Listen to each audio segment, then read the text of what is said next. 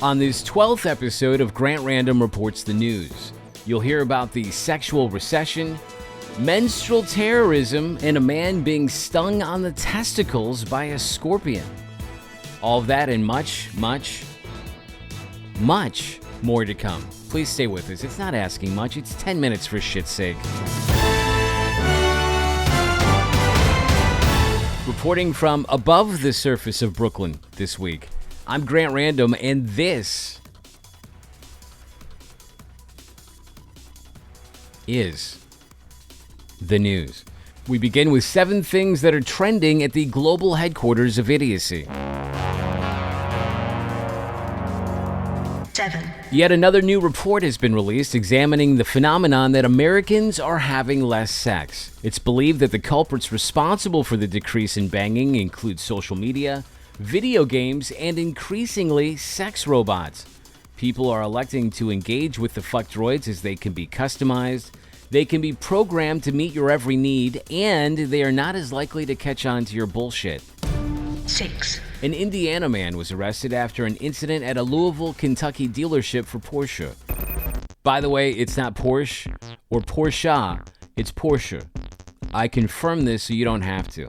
It's another example of how I go above and beyond, unlike those lazy bastards at Fox and Friends and the Today Show. 21-year-old Connor Litka entered the dealership and attempted to purchase a car with a $78 million check. When informed that the sale would not proceed, Litka walked to the parts department to look for keys. He repeatedly ignored requests to leave the dealership, saying he wouldn't leave until he got his vehicle.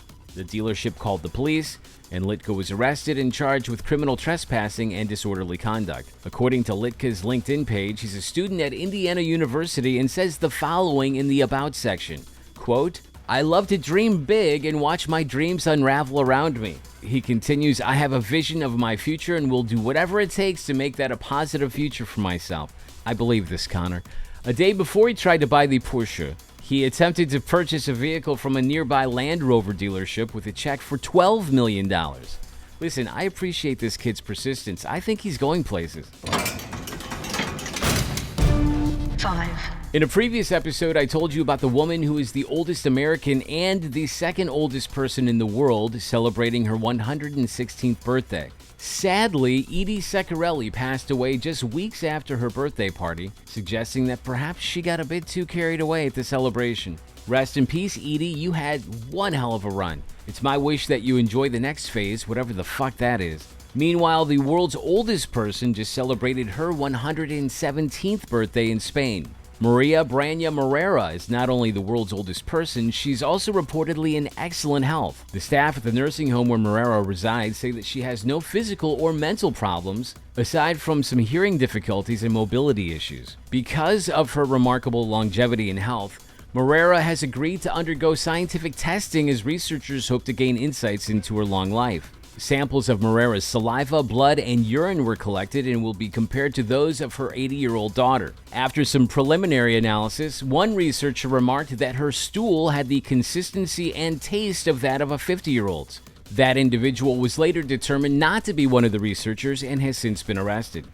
4. An employee at a strip club in Florida was arrested for battering a patron with a stack of cash. 28-year-old Victoria Jones was charged with battery after striking a man at the Body Talk Topless Club in Port St. Lucie. The victim was allegedly drunk and was not tipping the dancers, thus angering the employee. A source close to this podcast has had a similar experience of being overserved by a reckless bartender at another establishment and then going to a gentleman's club and being too drunk to tip. This lack of tipping similarly did not go over well, according to the source, who is extremely close to this podcast.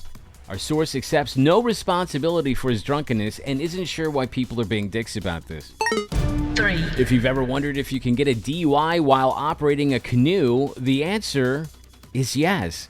A man from Franklin, New Hampshire was allegedly drunk in a canoe with his 2 young children when the vessel capsized, dumping him and his kids into frigid water. Police were called by a witness and they arrived to find a wet Michael Stewart on the shore while his kids remained in the water. An officer rescued the children, who were later hospitalized, while their father was arrested and charged with DUI of a vessel. Stewart will likely face other charges, along with the prospect of his family canceling Father's Day. 2. A wellness brand has created a ranking of the most stressed out states in the U.S., with money, work, health, and family being the main categories considered. The top 5 most stressed out states are Nevada at number 5. Number 4 is Louisiana. Oklahoma is at number 3. Number 2 is Alabama, and the most stressed out state in the U.S. is Tennessee. This is yet another blow for the volunteer state, which has already been plagued by a high crime rate, an STD epidemic, and the lingering stain of Elvis. By the way, the fact that there isn't a band called the Elvis Stain is a missed opportunity and a huge loss for humanity. We need this. 1. A California man is suing the Venetian Hotel in Las Vegas after he claims he was stung by a scorpion on his testicles. Are you serious? Michael Farchi says he was in bed when the incident occurred, saying, quote, "I just felt like somebody stabbing me in my private area. It felt like a sharp glass or a knife." Farchi went to the bathroom and discovered the scorpion hanging from his boxer shorts before heading to the hospital in excruciating pain. This incident reminds me of the Australian man who on 2 separate occasions was bitten on the penis by a spider. There was also the man in Thailand using the toilet in his own home who was bitten on his penis by a python. If you suspect you've been the victim of a bite to the scrotum, especially by a creature that is venomous, be on the lookout for pain, swelling, and or tenderness of the intrascrotal contents. This is a condition known as acute scrotum and is not to be confused with having a sexy sack, which is not even possible if we're being honest with ourselves. When we return, you'll hear about a weaponized tampon, but first we pause for a delightful intermission.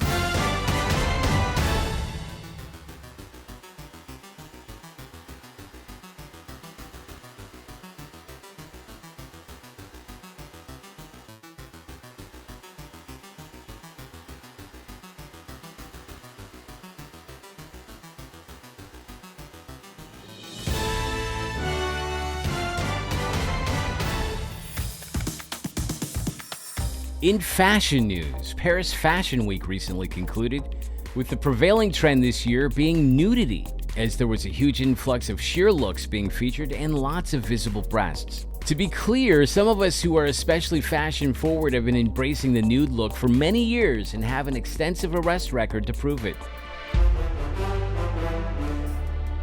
In entertainment news, the sister of Hailey Bieber has been arrested for assault and battery after allegedly throwing a used tampon at a bartender at a club in Georgia. 31-year-old Alea Baldwin Arano allegedly forced her way into a locked employee restroom, telling the bartender that she needed to change her tampon. When the bartender entered the restroom later, Arano allegedly removed her tampon and threw it at her, hitting the woman in the face. After weaponizing her blood plug, Arano allegedly attacked one bouncer by pulling out some of his hair, while kicking another bouncer in the genitals. Arano was charged with assault and battery and is facing potential incarceration.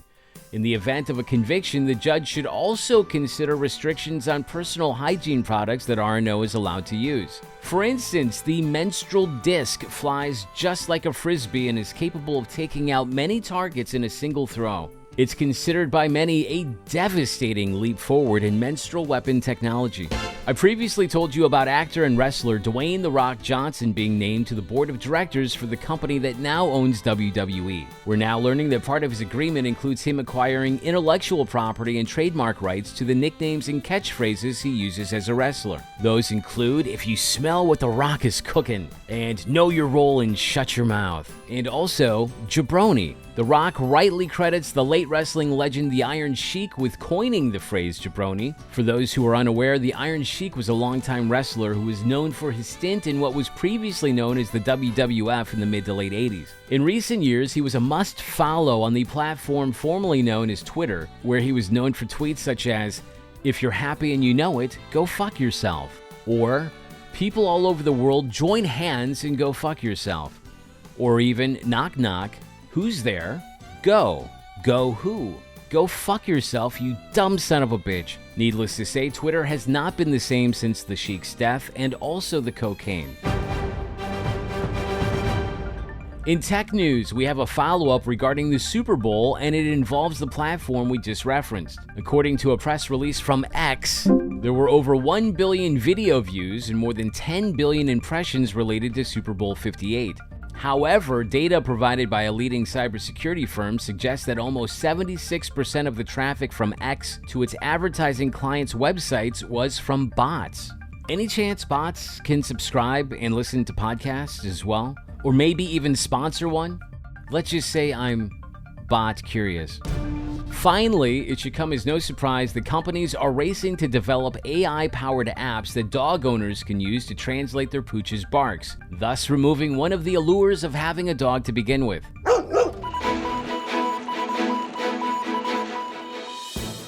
Thank you for listening to this episode. Thank you for subscribing and setting up notifications in your app for when episodes are released. Thank you for leaving 5-star ratings and reviews.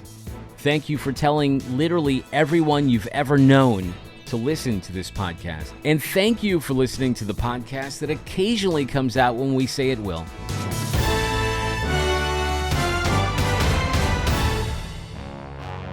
This has been a production of Idiocy.